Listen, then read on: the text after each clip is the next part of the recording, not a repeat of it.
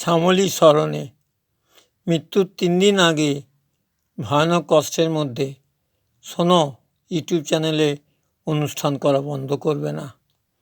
কেন এই কথা তার বলে যাওয়া? সে বুঝে গিয়েছিল যে কিছু আত্মীয় স্বজন, বন্ধুবান্ধব, জানা পরিচিত ব্যাপারটা পছন্দ করছে না।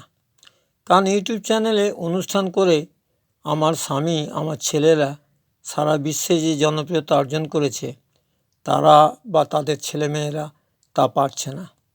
অতএব তাদের ইগোতে ভয়ঙ্কর আঘাত, শত্রুতা বেড়ে যাওয়া, কায় মনোভাবকে তাদের মানসিকতা, যাতে আমি ইউটিউব চ্যানেলে অনুষ্ঠান করা বন্ধ করে দিই।